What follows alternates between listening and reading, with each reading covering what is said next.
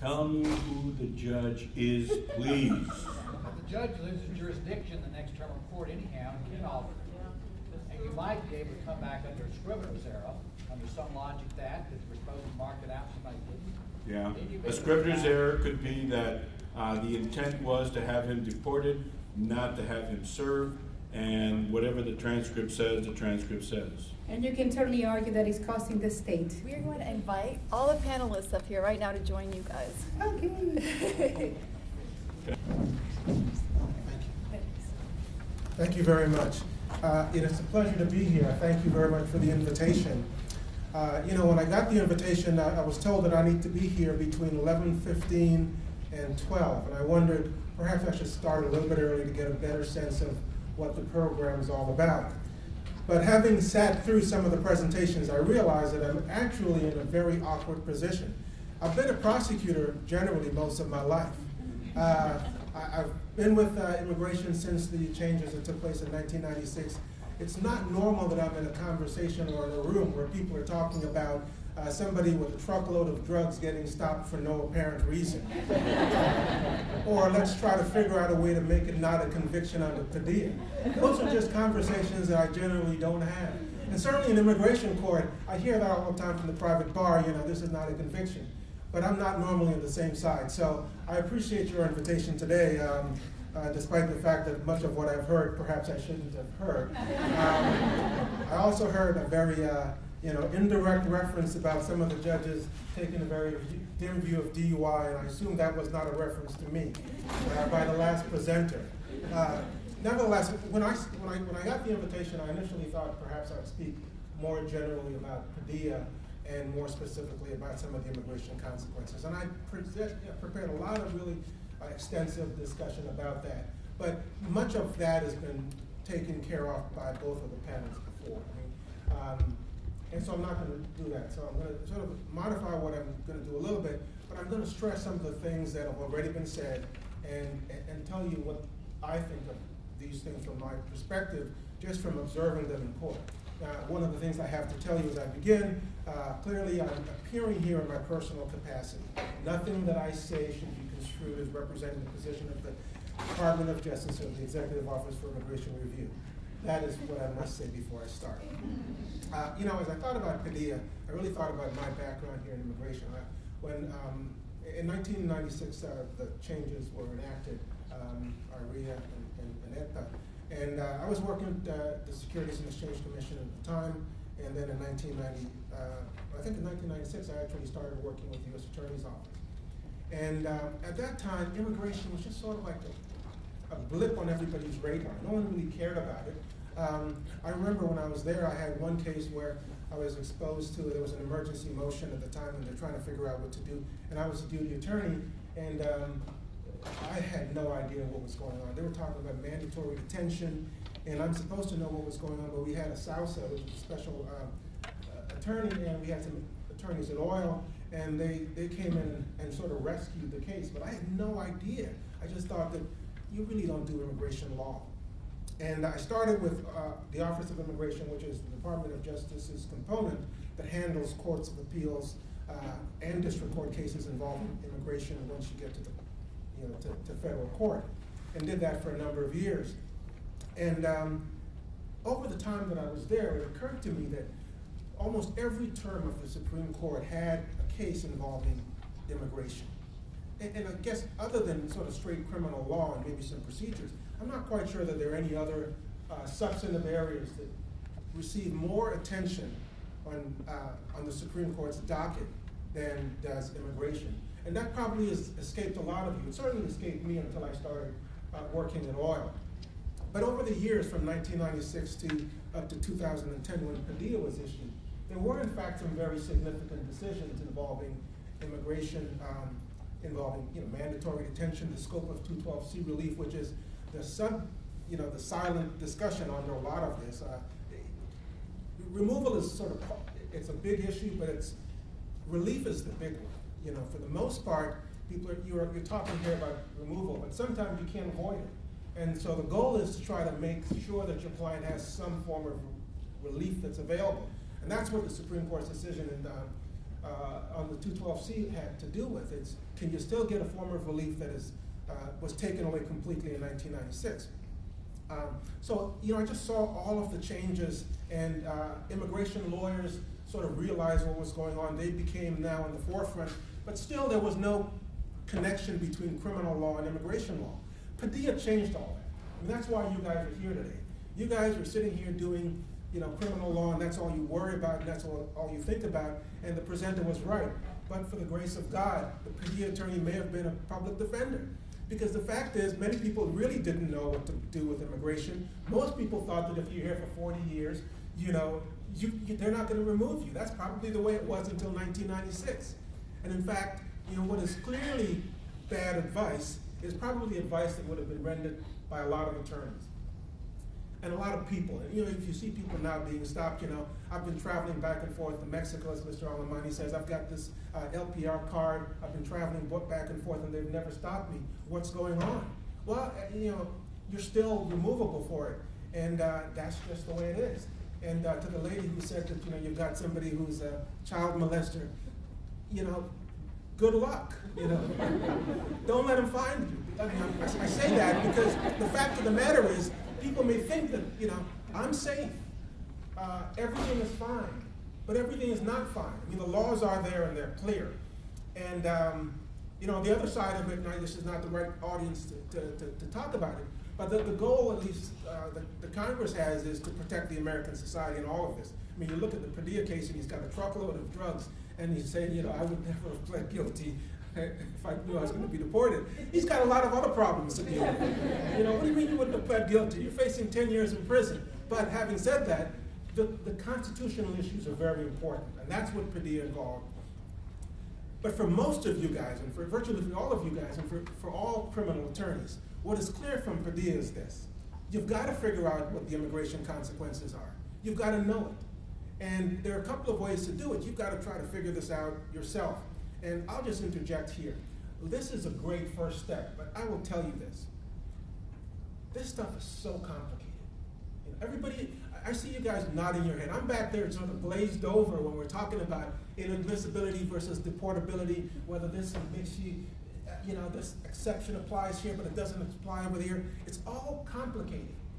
And I think my best advice to all of you is, you got to pick up the statute. You've got to know that there are two particular provisions that apply. You've got to read them. You can't just rely on even what's presented. You've got to read them.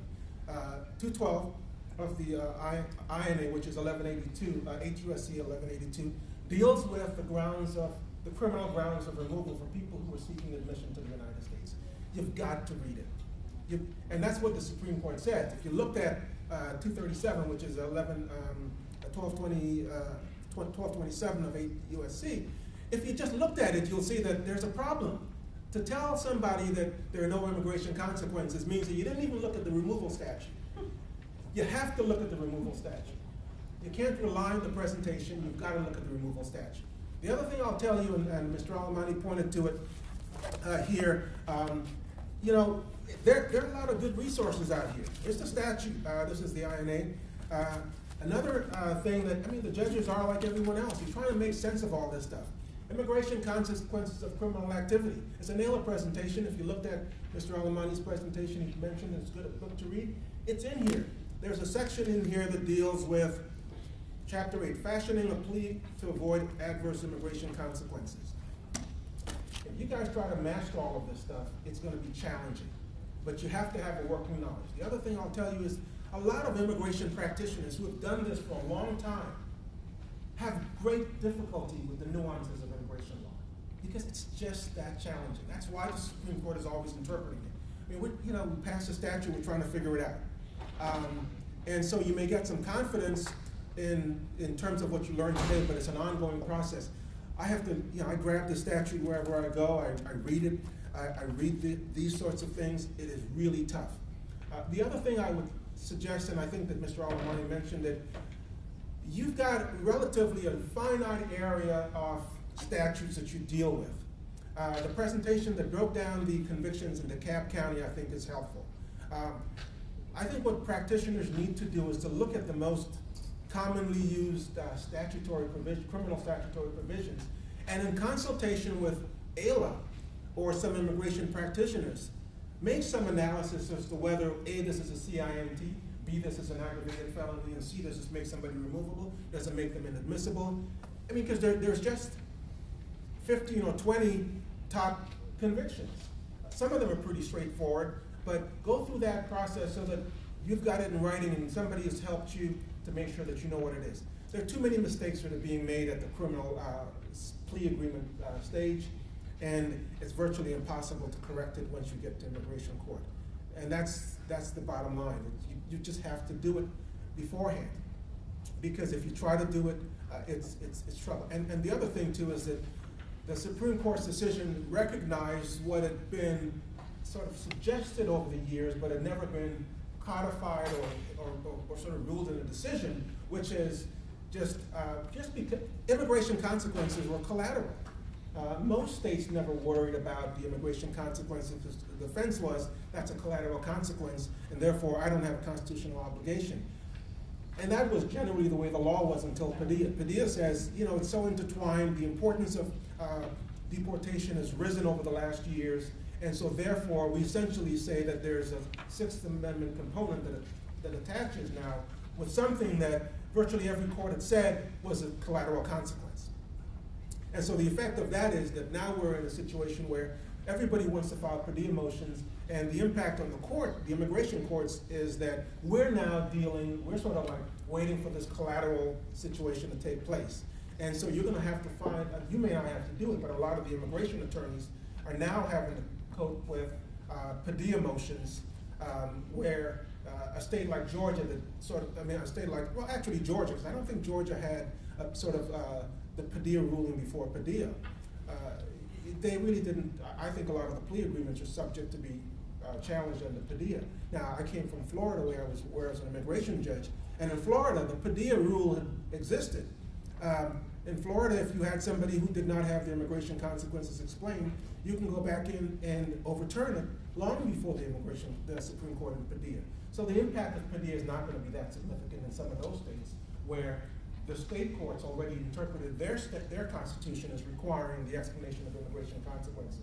I don't think that's the case here in Georgia, but you're going to have to deal with that. And so that's sort of a background of what you're dealing with and the importance of immigration and why you have to know it. Ineffective assistance to counsel, you're going to be held to it, you need to know it, you need to know the statute, you need to look at the laws, there are other, for example, AILA that has a similar interest to the public defenders. You've got to work with them so that there's a collective approach, because this is not just a theoretical situation, there are consequences that apply. Now, the fact is, some people, you just can't get around it. You know, when you have, like a whole truckload of drugs and barrels and bricks of cocaine, you can try to negotiate. I mean, I get this, let's try to negotiate this away. Remember, there is the U.S. attorney on the other side or the state prosecutor on the other side. They don't always say, well, yeah, let's take 2 truckloads and bring it down to possession. They've got an interest. And incidentally, when I came here initially, I saw some of these sentences and I thought, I'd never see these in the state of Florida. But the truth is, you've got to consider the political climate in which you are. Georgia's political climate is different than a lot of other states. Too high or too low? Which one? Georgia's political climate is different from a lot of other states. And that's just the reality. It's not necessarily good and bad. I'm new to the state, so I haven't voted as yet. So, but the fact is, and we do the same thing with the immigration. When Congress passes a law, whether if you're a prosecutor or you're a state government attorney, you enforce it. It's not a matter of your personal views. We represent the government, and that's what I do in my capacity. And so I sort of keep my personal view out of it. But that's just, I may have personal views that differ with some of what I do, but that's life. But the fact is, there are real consequences. And what's really troubling is when there are people that can be affected, not at the outsides, but at the margins, whose ability to remain in the United States may be affected significantly by what you do, both at the plea stage well, it's definitely at the plea stage, and also making sure that you get the right plea in place. There are some of those cases, and Mr. Alamani was right. I've written down a lot of the suggestions for you. I mean, you've got to know aggravated felony whether you like it or not, because removal is not a big deal. You can be removable for CIMT as a lawful permanent resident. That's bad because you're removable, but there's relief available for somebody who has been here for 40. If Mr. Padilla's problem was a CIMT, he would not have a problem, because he'd file an application for cancellation of removal for non-permanent residents, and you look at all of the equities in this case, 40 years of residence, all of this, and if it's just a CIMT, the statute allows you to get what's called cancellation of removal for lawful permanent residents. If you've been here for at least a resident for 5 years and 7 years residence, and then you consider all of the equities, your family members, the hardship, that's what people are trying to get. And so if you're convicted of a CIMT, that's bad. If you're convicted of a firearms offense, that's bad. If you're convicted of a controlled substance offense, that's bad. You're removable for all of those. If you're convicted for, that's bad. But an aggravated felony for a lawful permanent resident, as Mr. Alamani said, it's like the nuclear option. And that's the biggest change in 1996. It took away 212C, and the Supreme Court has put it back. But unless you have the availability of 212C under the Supreme Court's decision, you're out of luck. And 212C essentially said if you've been convicted of an aggravated felony, you can still get relief despite the fact that you've been convicted of an aggravated felony. And that's what 212C did. After 1996, Mr. Padilla or anyone else who's got an aggravated felony has got a huge problem, because you can't even get the application before the judge. You can't argue that, I forget who said he had served 40 years in Vietnam or whatever it was. Or he's got sainthood that's been endowed upon him, and he's next to, it doesn't matter. All of the good things that you've done doesn't matter. And it's one thing to apply that in the case of an aggravated felony with a truckload of marijuana. I'm not opining on that. But what if that individual here was sentenced to a theft offense and no jail time? He is just as barred, or she is just as barred from getting any relief as much as Mr. Padilla. Because the aggravated felony definition starts at a relatively low threshold. It doesn't have to be a felony. It could be a misdemeanor offense. If the sentence is 12 months, you're out. 365 days, you're out. Mr. Alamani, what about 364 days confinement? It's not a year, right? Just something as little as that. And I found that a lot of times, the prosecutor is just putting in 12 months. If you said 364 days confinement, all probated, does he really care? Is that the kind of case, if he's willing to go for 12 months, is he going to care over 364 days? No, but it means a world of difference to your client. I mean, everything turns on that. And I just started doing this back up in Washington. I remember a case, it's just a really set of facts. I just thought to myself, wow, you're kidding me. 12 months, no jail time. He was just drunk and something happened, and it was aggravated assault. They wanted to just chill him out. And a lot of these fully probated sentences really recognize that. They're just saying, if you get in trouble again, we'll put you in there for a year. And most of the prosecutors will do that. But if you just have the plea agreement, the government is going to say 12 months confinement, aggravated felony, you're out of luck. I'd like to come home and sort of sell my house before I go. No, you're not going to come out. I'd like to get a bond. No, you're not going to get bond. I'd like to see no, you're not going to do that. That's the reality of it. And so you work really hard for these individuals. You get a nice plea agreement. And then, the prosecutor's fine, especially when in the first days, it'd be fine. The respondent said, no jail time, and he'd leave, and he'd come out on the front door of the steps, and ICE would be there to pick him up. And, a year and a half later, he's still in mandatory detention, and eventually he's going to go. And that's just the reality of it. That's why this is important for your clients. And that's what the Supreme Court recognized in Padilla.